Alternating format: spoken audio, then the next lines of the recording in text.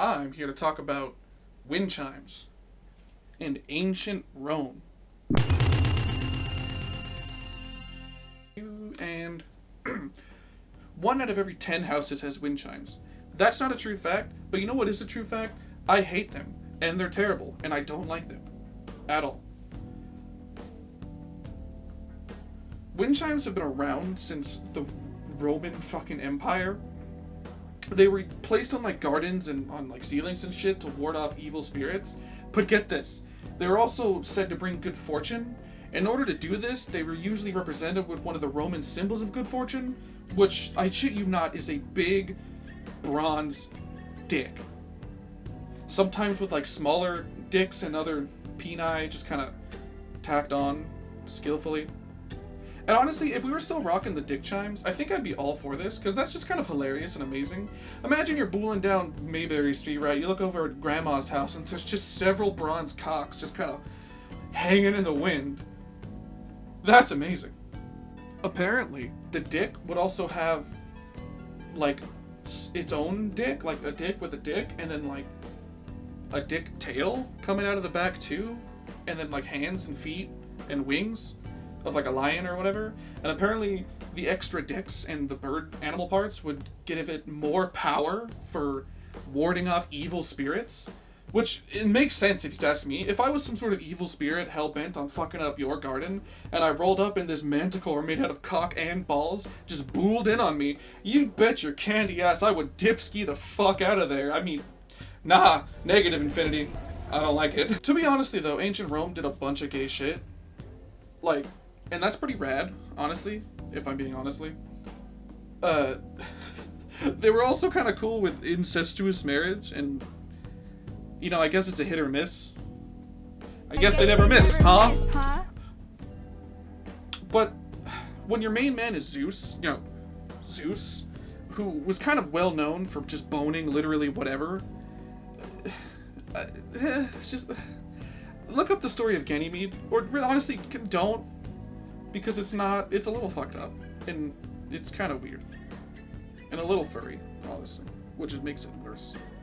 Ugh. Ugh. Chimes were also used throughout Eastern and Southern Asia as well, and there is where things got shitty. Well, that's where things started to get, you know, how they are. 1, they got rid of the dicks. And 2, they started making them more like the ones we know, the really obnoxious ones that bang together and make stupid noises and make me cry and piss constantly. But here's the weird thing. They were still used to ward off evil spirits and bring good luck, which I don't get, because from what I've learned, the best way to bring good fortune is to hang up a big metal cock and ball monster from your ceiling. And that's awesome. But, you know, what am I supposed to... What do I know about these... the hell are they? Decorations? Hey, shit lips. Yeah? They're instruments, dick lips. Oh my god, they're instruments? What? Wind chimes are a type of percussion instrument constructed from suspended tubes, rods, and bells, or other objects that are often made out of metal or wood. Holy hell, they're instruments. What the fuck? And that's where we're at now with these instruments of torture. I mean, how the fuck did these symbols of power and dick go from kick-ass to lining every single middle-aged mother's failing garden? And while it may not be 1 in 10, it definitely is 1 in too fucking many. Because every single time I leave my damn house, I can hear these stupid things just bang-bonging around. When the tiniest little wind picks up, I can hear it. My ears are assaulted by a cacophony of metal fucking tubes. Okay. Okay. Maybe I'm the idiot, right? Oh, look at Anduke. He's got bowling ball brain. He's a big stupid idiot that doesn't know anything about anything. But I have one question. One question to you, wind chime enthusiasts. What do they do? What is the point of them? Are they to tell you when it's windy? Because, let's be real, I don't think you need metal poles banging together to tell you when it's windy. Just kind of look outside, look through a window, or check your phone, or whatever. And, like, more often than not, they're not all that pretty. They're just sort of rods on, like, strings. And not the Roman kind of rod, but like just like a regular one. It's really just a grip of metal pipes with like a wooden puck in the middle. And that's not very pretty. Go buy a little fountain or something to spice up your 5th dying tomato plant if you care so much about agricultural aesthetic, you prick. Like, of all the useless shit that you could hang up, why something that makes so much noise?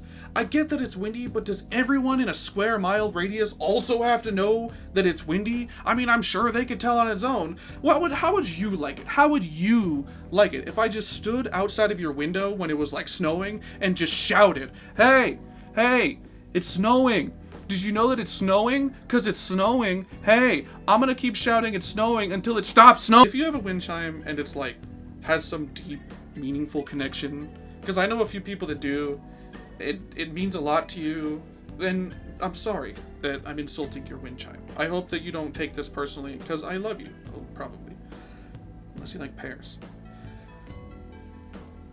But I don't hate you. I don't hate what your wind chime represents. I just hate the idea of wind chimes. I'm just a hateful person, I guess. So unless we're gonna start bringing back the Roman wind chimes, you know, the ones that are like really made out of a metal rod, then what's the point? It all seems pretty useless. It is so hot in here.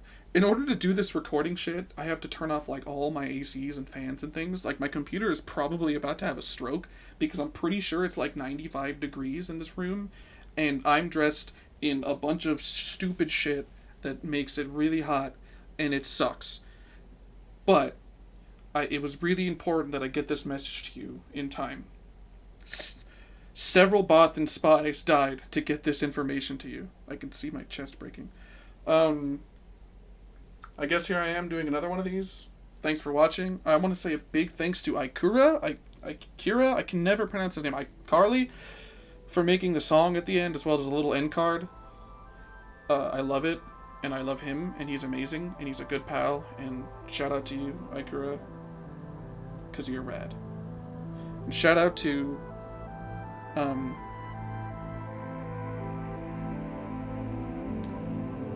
you, viewer, for watching this stupid shit second time, or first time, or whatever. I don't know. Anyways, thank you for coming to my TED Talk. There's cookies and punch by the door. Bye!